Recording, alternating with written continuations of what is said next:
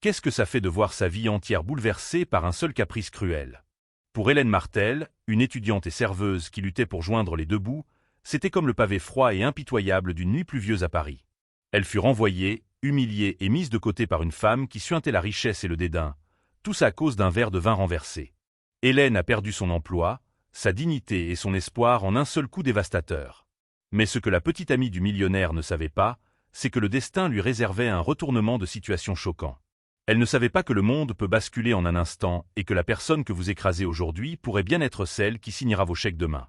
Ceci est l'histoire de la façon dont, en seulement 24 heures, l'impuissante est devenue la puissante. L'air de l'Étoile, un bastion de la haute gastronomie niché dans le 8e arrondissement de Paris, était épais de l'odeur d'huile de truffe, de vieille fortune et d'ambition feutrée. Pour Hélène Martel, c'était l'odeur de la survie. Chaque verre à vin parfaitement poli, chaque serviette méticuleusement pliée, chaque détail mémorisé des spécialités du chef était un pas vers son diplôme et un pas loin du poids écrasant des prêts étudiants.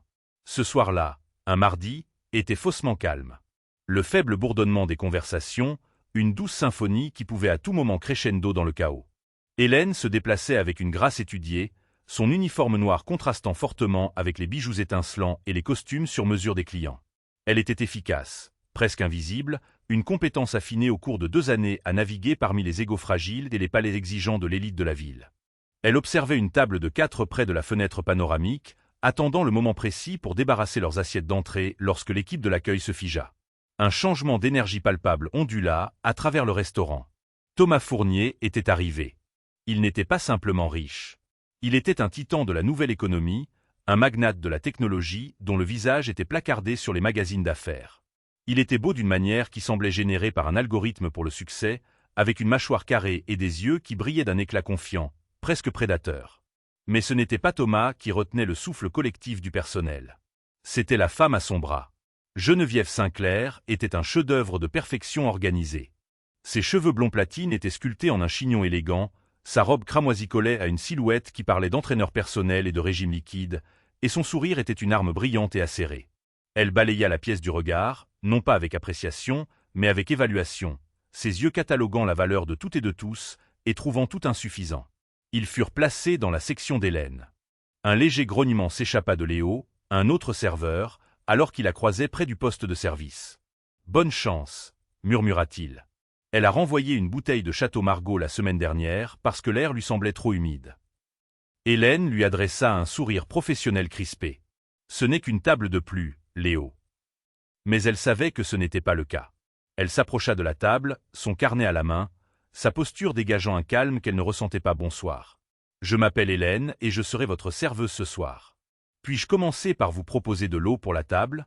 Peut-être une San Pellegrino pétillante ?» Thomas leva à peine les yeux de son téléphone, mais les yeux de Geneviève parcoururent Hélène, une lente et méprisante évaluation. « Nous prendrons une bouteille de Bicard Salmon, la cuvée Nicolas François 2008, et assurez-vous qu'elle soit correctement rafraîchie, pas glacée. » Il y a une différence. Sa voix était un murmure grave et mielleux, mais teinté d'acier. « Bien sûr, » répondit Hélène, son ton égal.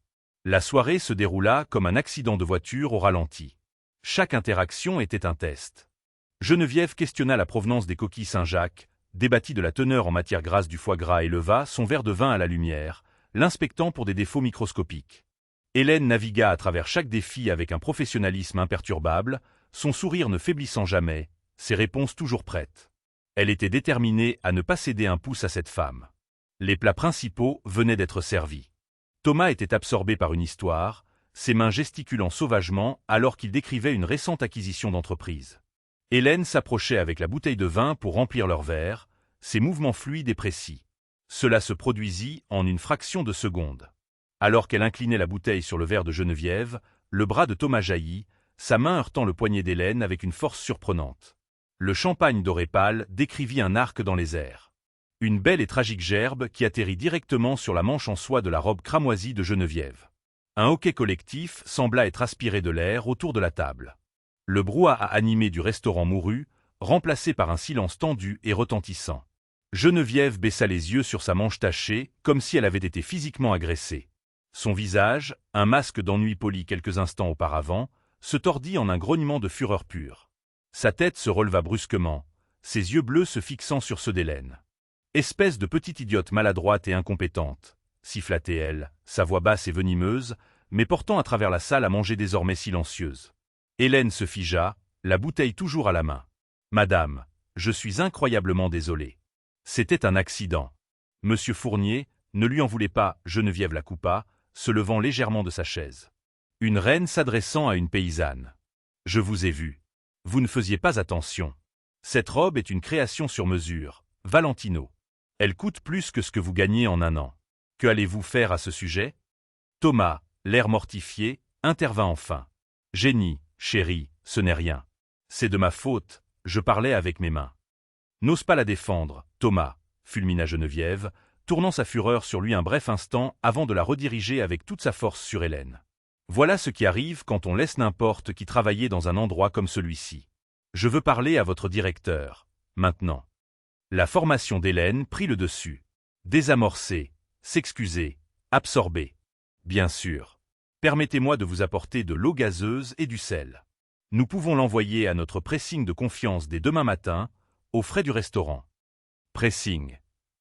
Geneviève laissa échapper un rire aigu et cruel. Vous croyez qu'un pressing peut réparer ça? Vous l'avez ruiné. Vous avez ruiné toute ma soirée. Sa voix monta en volume, s'assurant que tout le monde dans le restaurant assistait désormais au drame qui se déroulait. Je ne veux pas d'eau gazeuse. Je veux que vous partiez. Hélène resta clouée sur place, son cœur martelant contre ses côtes. Elle sentit une centaine de perdus sur elle, la jugeant, la plaignant.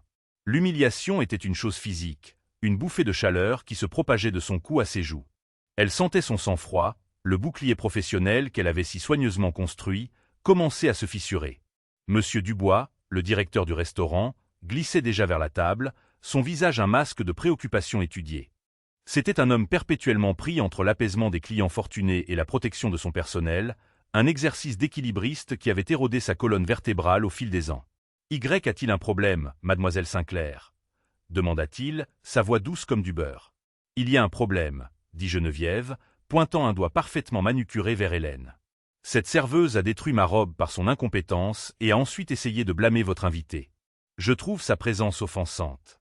Je veux qu'elle soit renvoyée. » Les 3 derniers mots restèrent suspendus dans l'air, froids et absolus. Renvoyé. Pour une éclaboussure de vin. Le sourire étudié de Monsieur Dubois vacilla. Il regarda le visage furieux de Geneviève, puis celui, pâle et choqué, d'Hélène. Il vit Thomas se tortiller mal à l'aise, refusant de croiser le regard de quiconque. La dynamique du pouvoir à la table était claire. L'orage avait éclaté, et Hélène se trouvait en plein centre. Le bureau de Monsieur Dubois était un petit cube sans fenêtre au sous-sol du restaurant, sentant légèrement le café rassis et le désespoir. C'était un contraste saisissant avec le théâtre opulent de la salle à manger à l'étage. Ici, sous les lumières fluorescentes bourdonnantes, la réalité était dépouillée de sa garniture. Hélène se tenait devant son bureau, les mains si serrées que ses jointures étaient blanches. La basse lancinante de la musique du restaurant vibrait à travers le sol, un rappel moqueur du monde dont elle venait d'être éjectée. Monsieur Dubois s'affaissa dans son fauteuil en cuir usé, laissant échapper un long et las soupir. Il desserra sa cravate et se frotta les tempes, évitant son regard. « Hélène, » commença-t-il, la voix tendue. « Vous savez, mademoiselle Sinclair et monsieur Fournier comptent parmi nos clients les plus importants. Son entreprise organise son gala annuel ici. C'est un événement à 6 chiffres. »« Monsieur Dubois, je comprends cela, » dit Hélène, sa propre voix stable malgré le tremblement de ses mains. Mais c'était un accident. Monsieur Fournier lui-même a dit qu'il avait heurté mon bras. J'ai suivi le protocole. Je me suis excusé. J'ai offert une solution. Il ne s'agit pas de ce qui s'est passé, Hélène. Vous le savez. Il s'agit de ce qu'ils veulent qu'il se passe, dit-il, la regardant enfin. Ses yeux étaient remplis d'une résignation fatiguée qu'elle trouvait plus insultante que la colère. C'était le regard d'un homme qui avait depuis longtemps troqué ses principes contre un salaire stable. Elle l'a exigé devant toute la salle à manger. Alors, parce qu'une femme riche fait une crise de nerfs, mon travail est en jeu. Ce n'est pas juste. Les mots semblaient petits et creux dans le minuscule bureau. Le concept de justice semblait un luxe que l'étoile ne pouvait pas se permettre. La justice est une question de perspective, marmonna Dubois en brassant des papiers sur son bureau. Ma perspective est que si je perds le compte Fournier, les propriétaires auront ma tête. Votre perspective est que vous êtes lésé. Sa perspective est que sa robe à 5 000 € est ruinée. Cette robe ne vaut pas mon gagne-pain, rétorqua Hélène, une étincelle de défi brillant dans ses yeux. Pour elle, si, dit-il platement. Et dans ce métier, sa perspective est celle qui paie les factures. Un coup sec à la porte les fit sursauter tous les deux. Thomas Fournier emplit l'embrasure de la porte, sa grande carrure semblant rétrécir dans l'espace exigu. Il avait l'air profondément mal à l'aise, son assurance de la salle a mangé complètement disparu. Il tenait un porte-carte de crédit noir. « Je voulais juste régler l'addition », dit-il, la voix basse. Il jeta un coup d'œil à Hélène, une lueur de culpabilité dans les yeux. Et pour dire « Écoutez, je suis vraiment désolé pour ça. C'était de ma faute. Génie, elle s'emporte un peu. » Hélène le dévisagea. C'était le moment pour lui de faire ce qui était juste, d'affirmer la vérité et de mettre fin à cette folie. « Monsieur Fournier, » dit-elle, la voix suppliante, « s'il vous plaît, dites simplement à Monsieur Dubois ce qui s'est passé, que vous avez heurté mon bras. » Les yeux de Thomas passèrent d'Hélène à Dubois et vice-versa. Il déglutit difficilement, le silence s'étirant. Il était un titan dans la salle de conseil. Un homme qui pouvait faire ou défaire des entreprises d'une seule décision. Mais dans ce petit bureau de sous-sol, face à la fureur de sa petite amie, il était un lâche. « Tout s'est passé si vite, » dit-il, les mots un flot faible et évasif. « Je suis sûr que c'était juste un malheureux accident. Tout le monde est un peu en faute. » La trahison frappa Hélène comme un coup physique. Il ne refusait pas seulement d'aider. Il brouillait activement les pistes, validant le récit de Geneviève pour s'épargner une conversation inconfortable. Il choisissait la voie de la moindre résistance, et elle était le dommage collatéral. Monsieur Dubois, voyant sa porte de sortie, la saisit. Eh bien, voilà. Une situation malheureuse pour tout le monde. Il se leva, l'autorité revenant à sa posture. La décision avait été prise. Hélène, je crains de devoir vous laisser partir. Nous ne pouvons pas risquer de nous aliéner des clients comme Monsieur Fournier et Mademoiselle Sinclair. C'est une décision commerciale. Rien de personnel. Rien de personnel, répéta Hélène, la voix se brisant. Je perds mon emploi. Le travail qui paie mon loyer et mes frais de scolarité. Comment cela pourrait-il ne pas être personnel? Je veillerai à ce que vous ayez 2 semaines d'indemnité, dit Dubois, déjà en mode licenciement. Et nous ne contesterons pas votre demande au Pôle emploi. Maintenant, si vous voulez bien récupérer vos affaires dans votre casier. Thomas eut la décence d'avoir l'air honteux. Il posa le porte-addition sur le bureau et regarda Hélène une dernière fois. « Je suis désolé, » murmura-t-il à nouveau, une excuse pathétique et inutile. Il tourna les talons et s'enfuit du bureau, s'échappant vers son monde d'action sans conséquence. Hélène sentit un engourdissement froid et dur s'installer en elle. La combativité l'avait quittée, remplacée par un profond sentiment de désillusion. Elle avait tout fait correctement. Elle avait été polie, professionnelle et patiente. Elle avait travaillé dur, couvert des services supplémentaires et ne s'était jamais plainte. Et à la fin, rien de tout cela n'avait d'importance. Sa valeur, toute son existence en ce lieu pouvait être effacée par le caprice d'une femme riche et cruelle et la lâcheté des hommes qui l'entouraient. Elle ne dit pas un mot de plus à Dubois. Elle se tourna et sortit du bureau, la tête haute, refusant de lui donner la satisfaction de l'avoir pleuré. Elle traversa la cuisine bruyante et chaotique, où le personnel détournait les yeux, déjà au courant de son sort. Elle vida son petit casier, fourrant ses baskets usées et un tablier de rechange dans son sac à dos. Alors qu'elle poussait la porte arrière du restaurant pour entrer dans la ruelle, l'air humide et frais de la ville la frappa. Une légère bruine avait commencé à tomber, maculant les néons des bâtiments environnants. Elle remonta la capuche de sa fine veste et commença la longue marche vers la station de métro. Chaque pas était lourd, chargé du poids de l'injustice. Les indemnités couvriraient à peine le loyer du mois prochain. Trouver un nouvel emploi dans le secteur concurrentiel de la restauration pourrait prendre des semaines, voire des mois. Sa vie si soigneusement construite était en train de s'effilocher. La pluie se mit à tomber plus fort, plaquant ses cheveux sur son visage, le froid s'infiltrant dans ses os. C'était un cliché pathétique, les cieux pleurant de sympathie, mais cela semblait approprié. Elle était sans emploi, humiliée et complètement seule. Alors qu'elle se tenait sur le quai, regardant le train approcher comme une bête rugissante, elle pensa à Geneviève Sinclair, probablement déjà en train de siroter un autre verre de champagne. Sa robe ruinait un détail oublié, la destruction de la vie d'une inconnue, même pas une note de bas de page dans sa soirée glamour.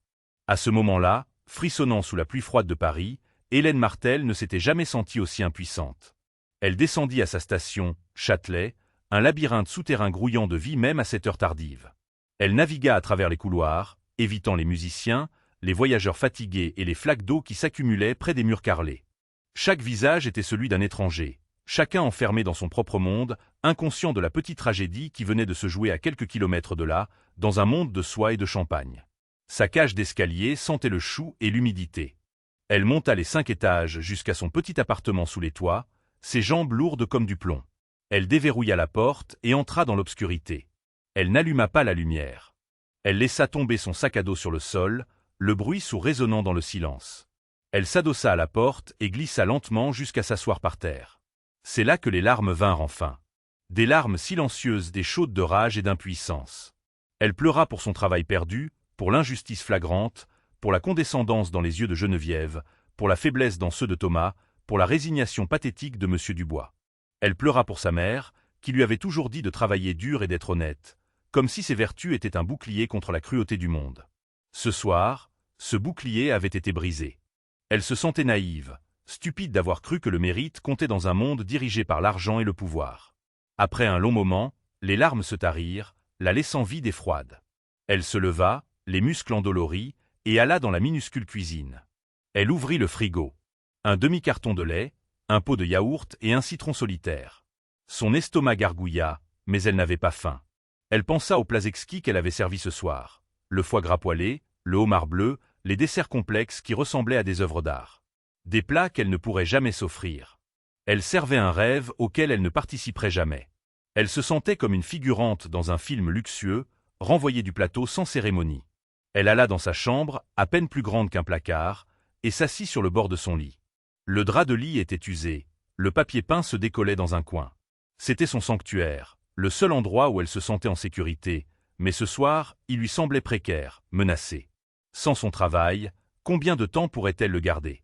La peur, froide et insidieuse, commença à s'enrouler autour de son cœur. La peur du loyer, des factures, de devoir abandonner ses études. La peur de devoir appeler son père, un homme fier qui avait déjà tant sacrifié pour elle, et lui avouer qu'elle avait échoué. Elle se coucha sans même se changer, l'uniforme noir et blanc de son ancienne vie collant à sa peau. Elle fixa le plafond fissuré, les sons de la ville étouffés par la pluie battante. Le sommeil ne venait pas. Son esprit rejouait la scène encore et encore, chaque mot cruel, chaque regard méprisant gravé dans sa mémoire. Elle se sentait prise au piège. Une petite fourmi sous la botte d'une géante indifférente. Elle ne savait pas encore que les rôles étaient sur le point de s'inverser de la manière la plus spectaculaire qui soit. Dans l'obscurité de sa petite chambre, Hélène Martel pleurait son impuissance, sans se douter que l'aube apporterait avec elle un pouvoir qu'elle n'aurait jamais pu imaginer. Le lendemain matin, la lumière grise et pluvieuse qui filtrait à travers la petite fenêtre de l'appartement d'Hélène correspondait parfaitement à son humeur.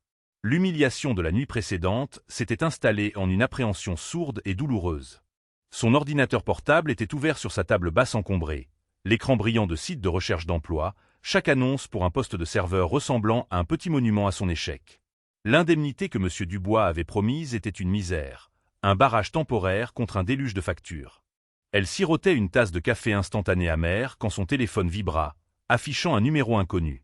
Pensant qu'il pourrait s'agir d'un employeur potentiel répondant à l'une des dizaines de candidatures qu'elle avait déjà envoyées, elle essaya d'injecter un peu de vie dans sa voix. « Allô, Hélène Martel à l'appareil. »« Mademoiselle Martel. » Une voix grave et formelle répondit. « Je m'appelle Arthur Bernard.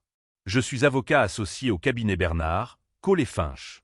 Je vous appelle au nom de la succession de feu, Monsieur Jean-Luc Sterling. » Hélène fronça les sourcils, confuse. « Jean-Luc Sterling, je suis désolé. Je pense que vous faites erreur. Je ne connais personne de ce nom. » Il y eut une pause à l'autre bout du fil.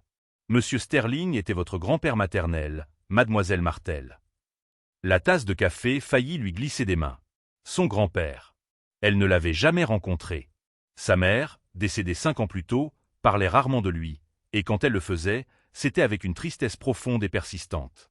C'était un fantôme, une figure d'une immense richesse et d'un immense pouvoir, qui avait déshérité sa fille unique pour avoir épousé un homme qu'il jugeait indigne d'elle, le père d'Hélène, un humble professeur d'histoire. Hélène savait qu'il était une sorte de magnate des affaires. Mais les détails de sa vie étaient un mystère. Une porte verrouillée du passé de sa mère. Mon grand-père, balbutia-t-elle. Il est décédé. Je suis sincèrement désolé pour votre perte, Mademoiselle Martel. Il est décédé paisiblement il y a 2 jours, dit Maître Bernard, son ton professionnel mais non dépourvu de gentillesse. Il vous a nommé dans son testament. C'est une affaire d'une certaine urgence. Vous serait-il possible de venir à nos bureaux cet après-midi?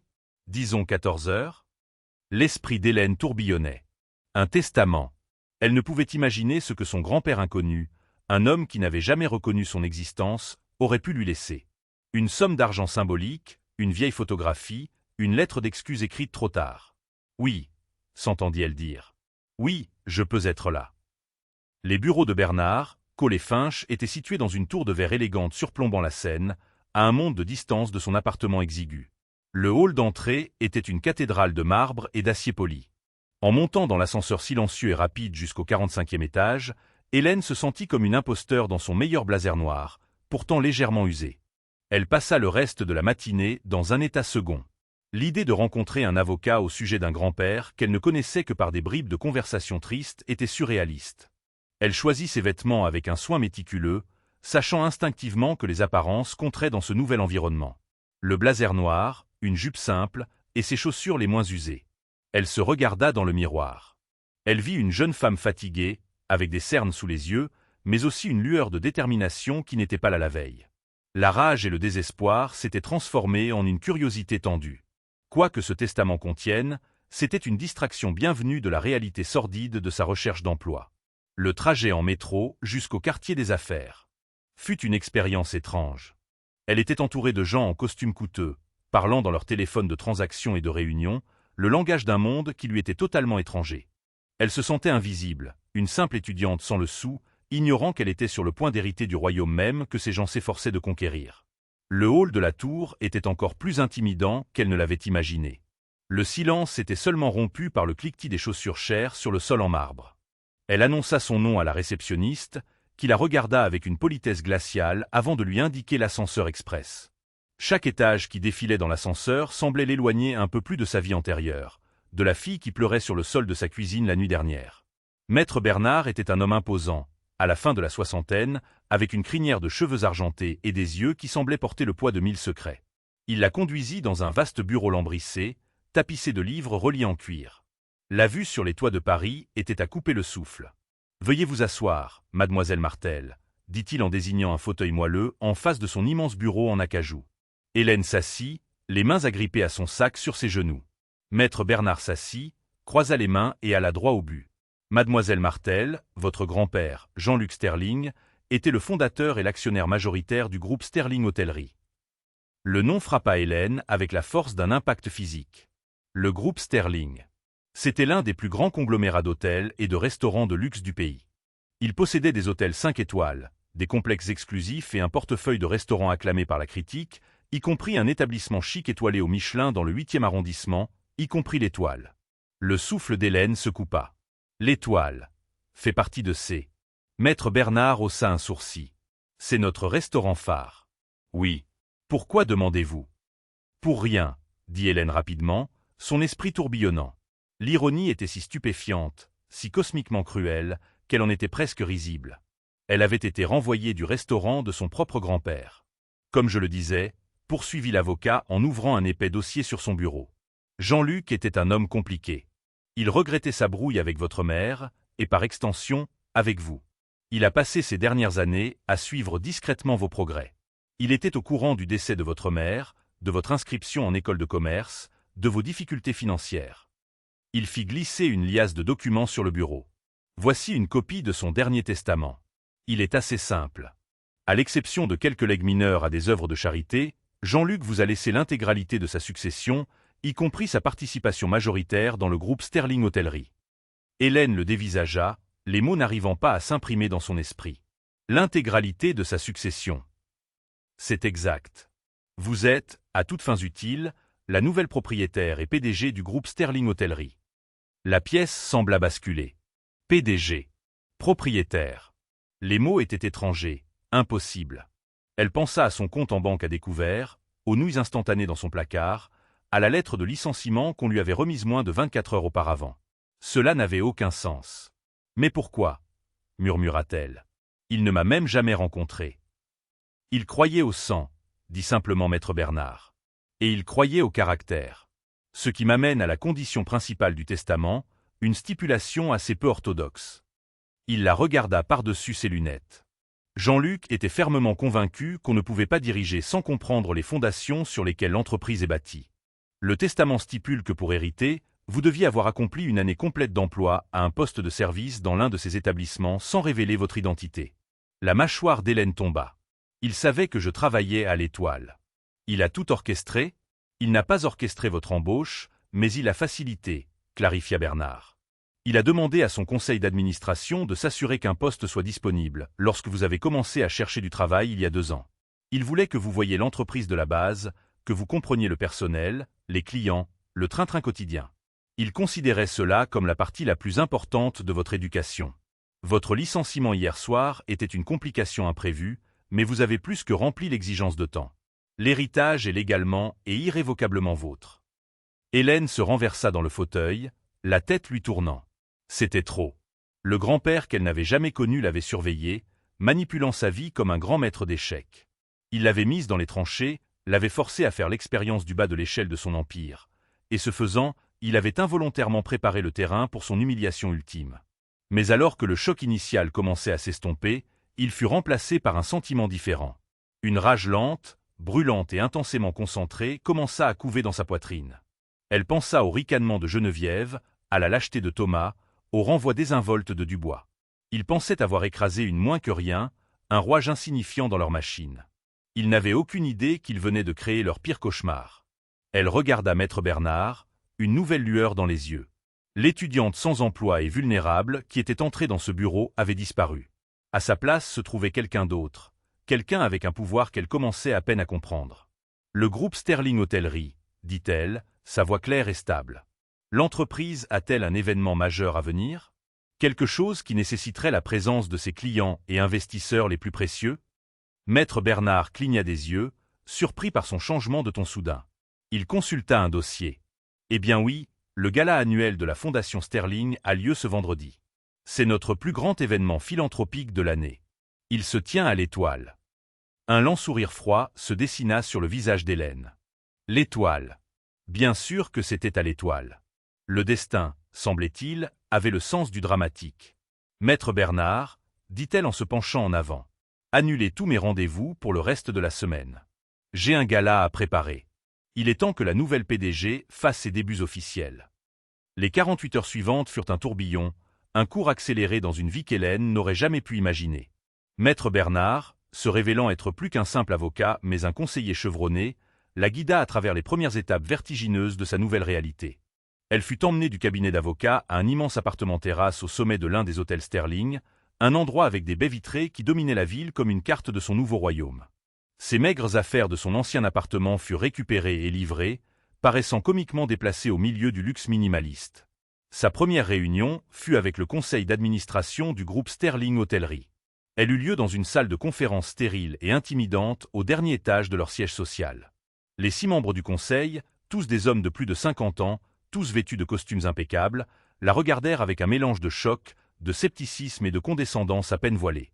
Ils avaient connu Jean-Luc Sterling comme un titan, un leader impitoyable et brillant. Ils voyaient Hélène comme une enfant, une serveuse qui avait gagné au loto. Mademoiselle Martel, commença un homme au visage sévère nommé Robert Lefebvre, le PDG par intérim. Bien que nous respections les dernières volontés de Jean-Luc, vous devez comprendre que diriger une société de plusieurs milliards d'euros est complexe. Nous avons une structure en place. Peut-être envisageriez-vous de prendre un rôle plus symbolique et de permettre à la direction expérimentée de continuer à gérer les opérations quotidiennes? Hélène se tenait à la tête de la longue table polie, à l'endroit même où son grand-père avait dû s'asseoir 1000 fois. Elle avait passé toute la nuit précédente à éplucher les récents rapports trimestriels, les états financiers et les analyses de marché que Maître Bernard lui avait fournis. Elle était épuisée, mais une étrange énergie électrique parcourait ses veines. C'était l'énergie d'un but. « Je vous remercie de votre sollicitude, monsieur Lefebvre, dit-elle, sa voix calme et mesurée résonnant dans la salle silencieuse. Mais mon grand-père ne m'a pas mise dans ce fauteuil pour être un symbole. Il m'a mise ici pour diriger. J'ai passé les 2 dernières années sur le terrain de votre restaurant phare. J'ai vu le gaspillage en cuisine. J'ai entendu les griefs légitimes du personnel concernant le logiciel de planification. Et j'ai expérimenté de première main comment notre politique du « client a toujours raison » peut être instrumentalisée contre nos propres employés. Nous avons un taux de rotation du personnel de 22% dans nos établissements de luxe, soit 8% au-dessus de la moyenne du secteur. Cela nous coûte des millions en recrutement et en formation chaque année. Donc, avec tout le respect que je vous dois, je crois que ma perspective n'est pas seulement précieuse, elle est essentielle. » Les membres du conseil la dévisagèrent, leur scepticisme momentanément remplacé par un silence stupéfait. Ils s'attendaient à une jeune fille effrayée. Ils se retrouvèrent face à une femme qui avait fait ses devoirs. Hélène profita de son avantage. « Je n'ai aucune intention de faire des changements radicaux du jour au lendemain. Je suis ici pour apprendre, mais je suis aussi ici pour diriger. Mon premier acte officiel sera de me présenter à notre communauté lors du gala de la Fondation Sterling vendredi soir. D'ici là, j'attends de vous tous que vous continuiez vos fonctions. Un examen stratégique complet commencera lundi matin prochain. Vous pouvez disposer. » Elle prononça la dernière phrase avec une autorité qui la surprit elle-même. Les membres du conseil, momentanément déstabilisés, rassemblèrent leurs papiers et sortirent de la pièce, laissant Hélène seule à la tête de la table. Elle s'enfonça dans le fauteuil en cuir, le cœur battant. Ça avait marché. Elle avait tenu bon. Le reste de son temps fut un flou d'essayage et de briefing. Une styliste personnelle du bon marché arriva à son pantouse avec des portants de vêtements, transformant sa garde-robe de celle d'une étudiante en difficulté à celle d'une dirigeante d'entreprise.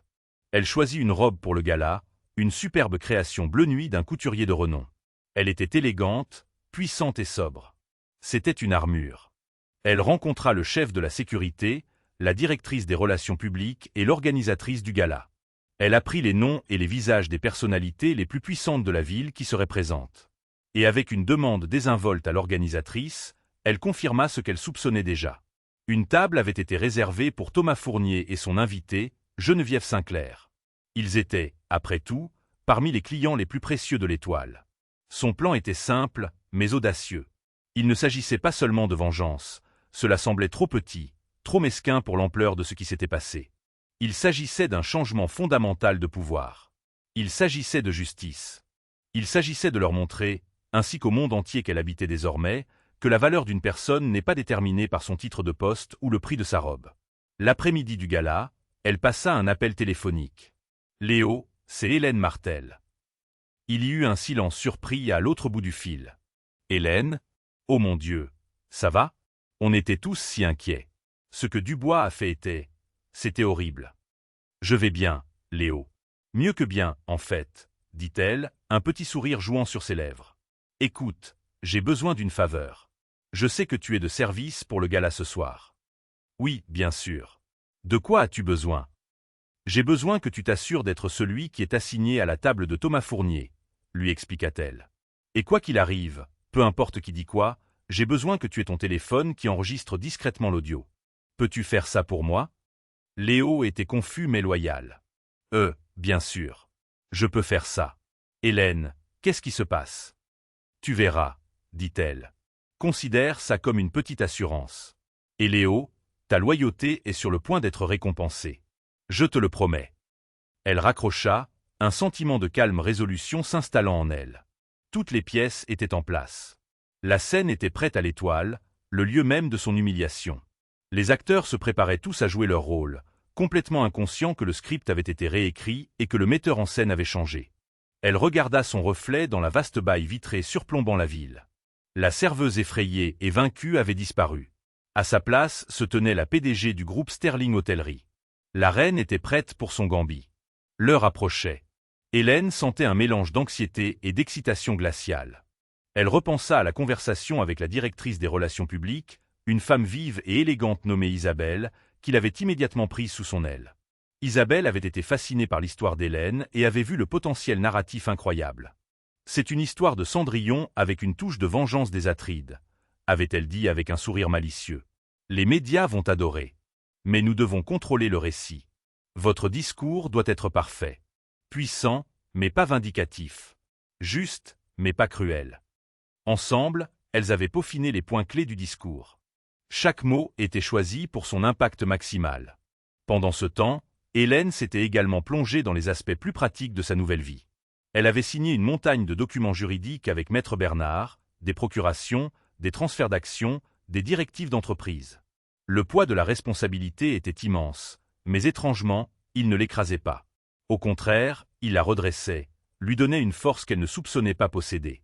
C'était comme si l'armure de créatrice n'était que le reflet extérieur d'une nouvelle force intérieure qui s'était forgée dans le feu de l'humiliation. Elle se souvint d'un détail que Maître Bernard lui avait raconté sur son grand-père. Jean-Luc disait toujours que le caractère se révèle non pas dans la façon dont on traite ses égaux, mais ses subordonnés. C'est pour ça qu'il a mis cette clause dans son testament. Il ne vous a pas laissé sa fortune, mademoiselle Martel. Il vous a laissé un test. Et vous l'avez réussi, même si ce n'était pas de la manière qu'il avait prévu.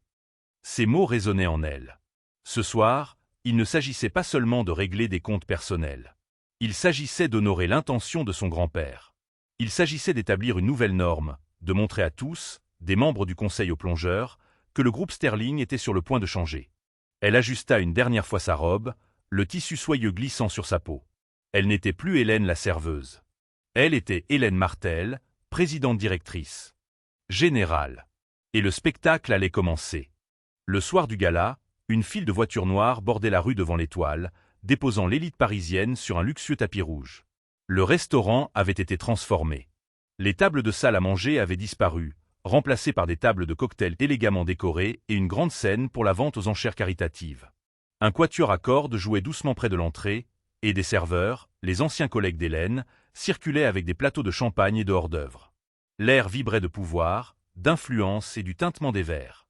Hélène arriva non pas par l'entrée principale, mais par une porte arrière privée, accompagnée de Maître Bernard et de son nouveau chef de la sécurité, un homme stoïque nommé Franck. Elle fut conduite à un petit bureau privé à l'étage, le même que celui que M. Dubois utilisait pour ses affaires. Depuis un petit moniteur affichant les flux des caméras de sécurité, elle pouvait observer les invités arriver. Elle les vit tous, les titans de la finance, les personnalités politiques, les mondaines dégoulinant de diamants.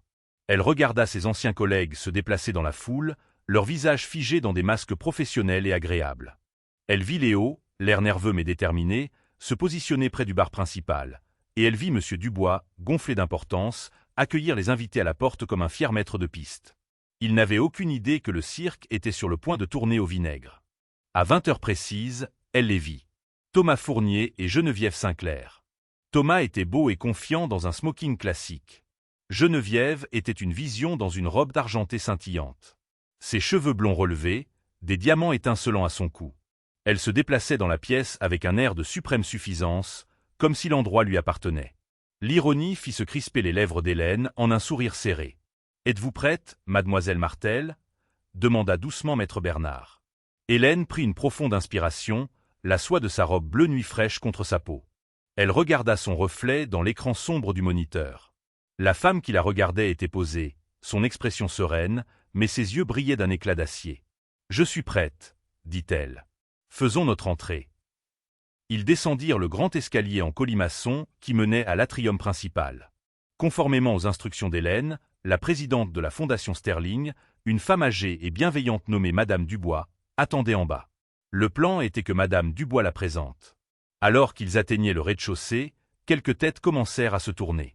Maître Bernard était une figure bien connue dans ces cercles, et sa présence avec une jeune femme inconnue et saisissante suffisait à piquer la curiosité.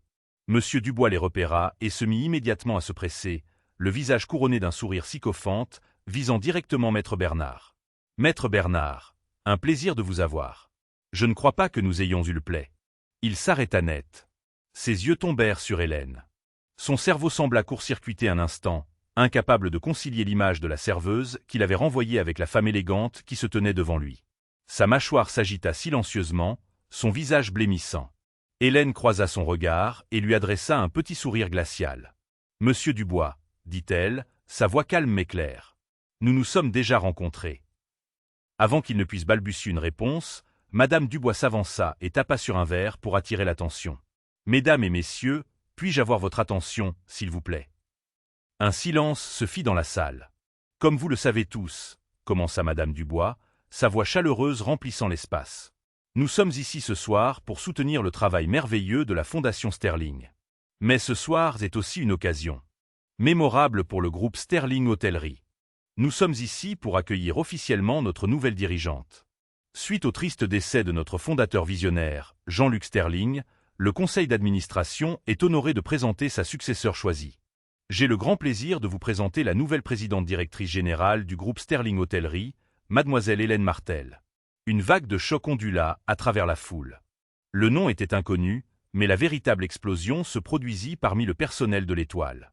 Les serveurs s'arrêtèrent en plein mouvement, les plateaux tremblant dans leurs mains. Les barman se figèrent, les bouteilles en suspens au-dessus des verres. Léo la dévisagea, la bouche bée, un lent sourire s'étalant sur son visage alors qu'il activait subtilement l'application d'enregistrement sur son téléphone. Monsieur Dubois avait l'air d'avoir été frappé par la foudre.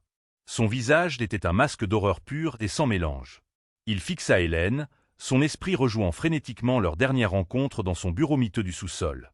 Mais les yeux d'Hélène n'étaient pas sur Dubois. Ils parcouraient la foule, cherchant jusqu'à trouver leur cible. De l'autre côté de la pièce, près d'un pilier de marbre, Thomas Fournier fronçait les sourcils de confusion. À côté de lui, Geneviève Sinclair avait une expression de stupéfaction totale sur le visage. Elle chuchotait quelque chose à Thomas, demandant probablement qui était cet inconnu, puis Hélène tourna légèrement la tête, laissant la lumière éclairer pleinement son visage. Leurs yeux se croisèrent à travers la pièce scintillante. La reconnaissance se fit jour sur le visage de Geneviève, suivi d'un éclair d'incrédulité méprisante, qui se fondit rapidement en une pure et écœurante terreur.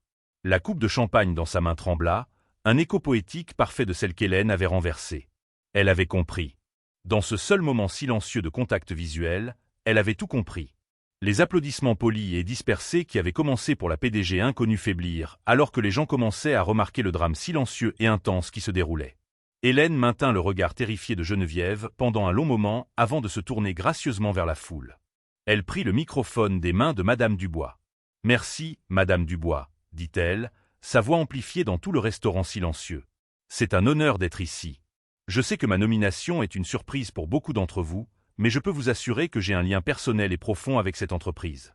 En fait, mon éducation à la méthode Sterling a commencé ici même, sur ce même sol. » Elle laissa cette déclaration en suspens, son regard balayant la foule avant de se poser à nouveau sur Geneviève et Thomas. Le piège était tendu. Il était maintenant temps de le refermer. Un murmure confus ondula parmi les invités assemblés. Hélène laissa le silence s'étirer, faisant monter la tension. Elle marcha lentement depuis le bas de l'escalier vers le centre de la pièce, le microphone tenu lâchement dans sa main. Sa robe bleue nuit flottait autour d'elle, une silhouette sobre et puissante contre le décor doré de la pièce. Ses yeux ne quittaient jamais Thomas et Geneviève, qui étaient maintenant figés dans un tableau d'horreur naissante. Comme je le disais, poursuivit Hélène, sa voix résonnant avec une autorité calme qui captiva toute la salle. Mon grand-père croyait que pour diriger, il faut d'abord servir. Il y avait une stipulation unique dans son testament, une période d'essai, si vous voulez. Ainsi, au cours des 2 dernières années, je n'ai pas été dans une salle de conseil. J'ai été dans les tranchées. J'ai été une étudiante. Et ma salle de classe était ce même restaurant. Elle s'arrêta directement devant la table de Thomas et Geneviève. Thomas avait l'air de vouloir que le sol l'engloutisse. Le visage de Geneviève d'était un masque d'une pâleur mortelle. Son arrogance antérieure était complètement brisée, remplacée par une peur frénétique d'animal acculé. « J'étais serveuse », déclara simplement Hélène. Les mots tombèrent dans la salle silencieuse comme des pierres dans un étang calme. Un hoquet audible collectif parcourut la foule. C'était mieux que n'importe quel potin de la haute société. C'était un conte de fées de la vie réelle et un thriller d'entreprise réunis en un seul. Les invités se penchaient les uns vers les autres, chuchotant avec excitation. Le personnel de l'Étoile, quant à lui, était figé, un mélange de choc et de jubilation naissante sur leur visage. Ils regardaient Hélène, non plus comme une ancienne collègue, mais comme une figure de libération quasi mythique. C'était l'un des leurs qui se tenait là, parlant au nom de tous ceux qui avaient déjà été traités avec mépris par un client arrogant. « J'ai beaucoup appris pendant mon séjour ici », dit Hélène, son regard fixé sur Geneviève. « J'ai appris la valeur du travail acharné. J'ai appris le dévouement de notre personnel, qui est le véritable cœur de cette entreprise. Et j'ai appris à connaître notre clientèle. J'ai appris que si la plupart de nos clients sont gracieux et aimables, d'autres voient notre personnel non pas comme des êtres humains, mais comme des objets. Des objets à utiliser, à abuser et à jeter sur un coup de tête. » Elle tourna son attention vers Thomas. « N'est-ce pas, monsieur Fournier ?» Thomas tressaillit visiblement, son visage virant au rouge tacheté. Il ne pouvait pas parler. Il se contentait de la fixer, son esprit tournant à toute vitesse, essayant de trouver une échappatoire qui n'existait pas. La voix d'Hélène baissa, devenant plus personnelle. Pourtant, chaque mot était toujours diffusé à la foule silencieuse et observatrice. « Il y a à peine 3 nuits, je servais à votre table. Vous vous souvenez peut-être d'un incident avec une bouteille de champagne, Un accident dont vous avez vous-même admis la responsabilité lorsque vous avez heurté mon bras. Elle pivota ensuite ses yeux, les verrouillant sur Geneviève. Le prédateur avait sa proie en ligne de mire. Mais votre invitée, mademoiselle Sinclair, a vu les choses différemment. Elle a vu une opportunité d'afficher son pouvoir en détruisant celui de quelqu'un d'autre. Elle m'a traité d'incompétente, de petite fille maladroite. Elle m'a faussement accusé d'avoir ruiné sa robe, qui, je peux l'assurer à cette assemblée, avait bien moins de valeur que la dignité qu'elle a tenté de m'arracher. La contenance de Geneviève se brisa enfin. C'est absurde, balbutia-t-elle, sa voix un couinement aigu et désespéré. Vous mentez. Je ne sais pas de quoi vous parlez. Oh, je pense que si, dit Hélène, sa voix dangereusement douce. Vous avez exigé que je sois renvoyé. Vous avez dit à M. Dubois que vous trouviez ma simple présence offensante. Vous avez posé un ultimatum, votre clientèle ou mon emploi. Et dans le monde auquel vous êtes habitué, le choix est toujours simple, n'est-ce pas? La petite amie du millionnaire gagne toujours. Hélène fit un pas de plus. Eh bien, mademoiselle Sinclair, bienvenue dans mon monde. Dans mon monde, nous valorisons l'intégrité. Nous valorisons le respect. Nous valorisons la vérité. Et la vérité, c'est que vous êtes une brute. Une femme cruelle et peu sûre d'elle qui tire son plaisir de l'humiliation de ceux qu'elle perçoit comme étant inférieurs à elle. Elle se tourna vers la foule stupéfaite. Le groupe Sterling Hôtellerie ne tolérera plus ce genre de comportement dans ses établissements. Nous sommes une famille, et nous protégeons les nôtres. Par conséquent, mon premier acte officiel en tant que PDG est d'informer mademoiselle Geneviève Sinclair qu'elle est définitivement bannie de toutes les propriétés Sterling dans le monde entier. Si elle mettait à nouveau les pieds dans l'un de nos hôtels ou restaurants, elle en serait expulsée comme une intruse. Une vague de murmures et de chuchotements choqués éclata. C'était sans précédent. Geneviève avait l'air d'avoir été giflée. Tout son statut social, construit sur le fait d'être vue dans des endroits comme l'Étoile, venait d'être publiquement anéanti. Mais Hélène n'avait pas fini. Son regard se tourna de nouveau vers Thomas, qui transpirait maintenant abondamment. Et vous, monsieur Fournier, vous étiez là. Vous connaissiez la vérité. Dans le bureau du directeur, vous avez eu l'occasion de la dire, de montrer une once de caractère. Mais vous ne l'avez pas fait.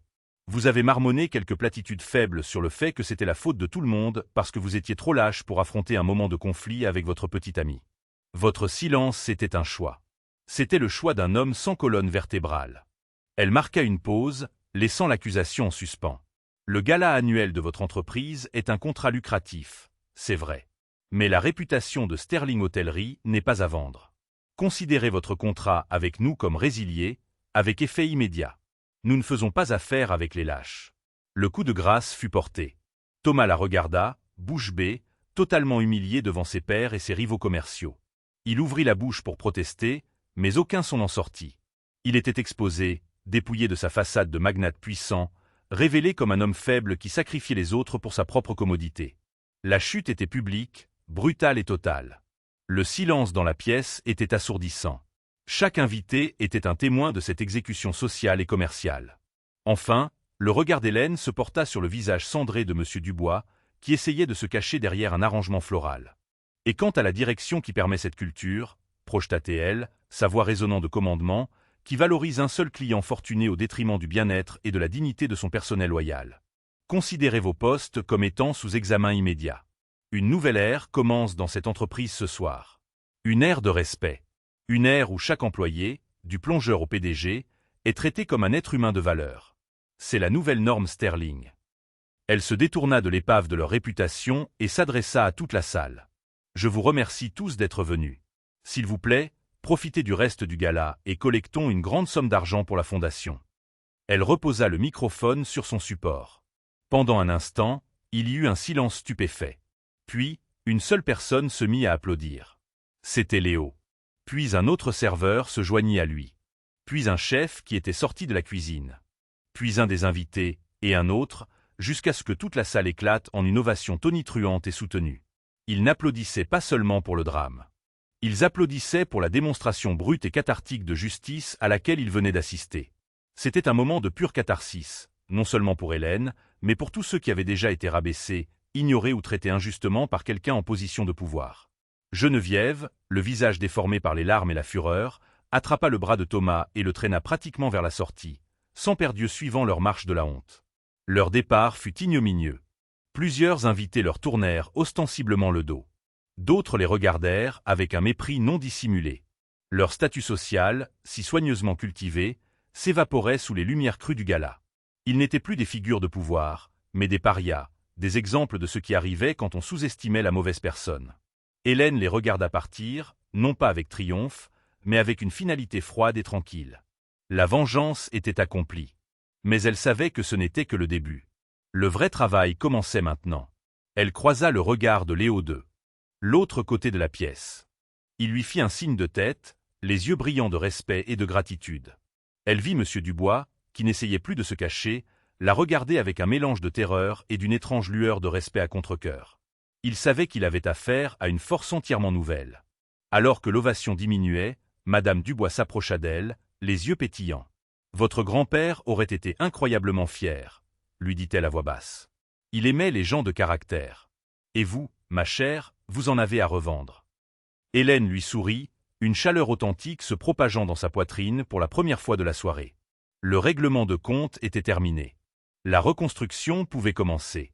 Le soleil se leva sur la scène, peignant le ciel de teintes orangées et rosées. Depuis son nouveau bureau au 50e étage de la tour Sterling, Hélène Martel regardait la ville s'éveiller. La vue était encore plus spectaculaire que celle du Penthouse. C'était une vue de possibilités, de défis, d'un empire qui était maintenant sien à commander. L'odeur de café frais remplissait l'air, une nette amélioration par rapport au breuvage instantané dont elle s'était contentée pendant des années. La semaine passée avait été un creuset. Le gala avait envoyé des ondes de choc à travers les cercles d'affaires et sociaux de Paris. L'histoire de la serveuse devenue PDG était sur tous les sites d'information et les blogs à potins. Une histoire de Cendrillon des temps modernes avec une touche de brutalité d'entreprise. L'enregistrement que Léo avait fait n'a jamais été nécessaire. Les plus de 100 témoins au gala étaient plus que suffisants. Geneviève Sinclair aurait quitté la ville, sa vie sociale en lambeaux. Thomas Fournier avait publié des excuses publiques par l'intermédiaire de son agence de relations publiques, une déclaration creuse et intéressée que l'équipe d'Hélène avait reçue pour instruction d'ignorer. Il avait appelé sa ligne privée 2 fois, ses messages remplis de supplications désespérées pour qu'elle reconsidère leur contrat, d'appel à sa meilleure nature. Elle les supprima sans une seconde de réflexion. Son premier rendez-vous de la journée était avec Léo. Il entra dans le bureau caverneux, regardant autour de lui avec admiration, portant toujours son uniforme de serveur de son service du matin à l'Étoile. « Vous vouliez me voir, mademoiselle Martel ?» demanda-t-il avec une pointe de formalité espiègle dans la voix. Hélène sourit, un sourire authentique et détendu. « Hélène, Léo. C'est toujours Hélène. Assieds-toi, s'il te plaît. » Elle désigna l'un des fauteuils en face de son grand bureau en verre. « D'abord, je voulais te remercier d'avoir été un ami quand j'étais juste une collègue et de m'avoir soutenu l'autre soir. »« Je n'ai rien fait, » dit-il en haussant les épaules. « C'est toi qui as tout fait. »« Tu as fait plus que tu ne le penses, » répondit-elle. « C'est pourquoi je t'offre un poste. Je crée un nouveau rôle ici au siège, agent de liaison des relations avec les employés.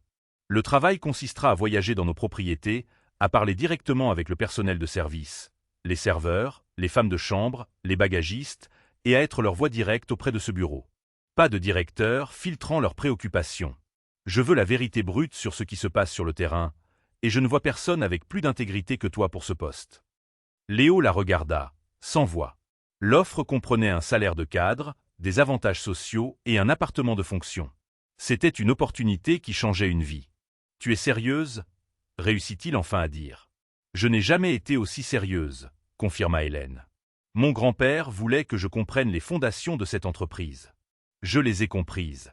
Maintenant, j'ai besoin de gens autour de moi qui les comprennent aussi. » Des larmes montèrent aux yeux de Léo alors qu'il acceptait. Après son départ, rempli d'un espoir nouveau et naissant, le visiteur suivant d'Hélène fut annoncé. Monsieur Dubois. Il entra dans le bureau, un homme changé. La grandiloquence et la fausse confiance avaient disparu, remplacées par une énergie voûtée et nerveuse. Il semblait plus petit, plus âgé. Il serrait un dossier contre sa poitrine comme un bouclier. « Mademoiselle Martel, » commença-t-il, la voix rauque. « Je suis ici pour présenter ma démission. Je sais que ce que j'ai fait était inexcusable. J'ai fait un choix commercial, et c'était le mauvais. C'était inhumain. Je vous ai manqué de respect, et j'ai manqué de respect à mon personnel. » Hélène écouta, son expression indéchiffrable. Elle lui fit signe de s'asseoir. « Je n'accepte pas votre démission, monsieur Dubois. » Il leva les yeux, choqué. Vous ne me renvoyez pas. Non, dit-elle. Je vous donne une seconde chance, mais elle vient avec des conditions.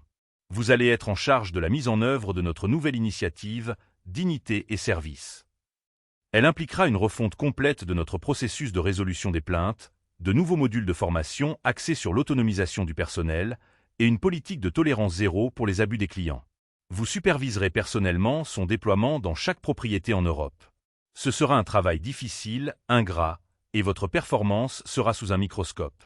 Mon microscope. Elle se pencha en avant. Vous avez échoué parce que vous aviez peur. Vous aviez peur de perdre un client précieux. Peur de vos patrons.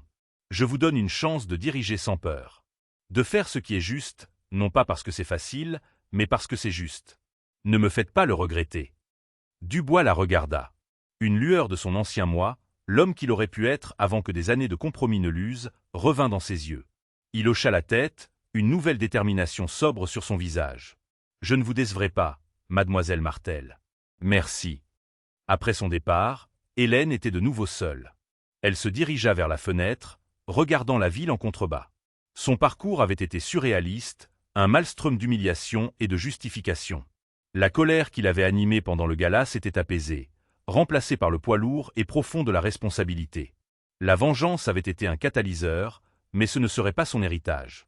Son héritage serait de construire une entreprise où personne n'aurait à endurer ce qu'elle avait enduré, un endroit où la valeur d'une personne ne serait pas mesurée par son compte en banque, mais par son caractère.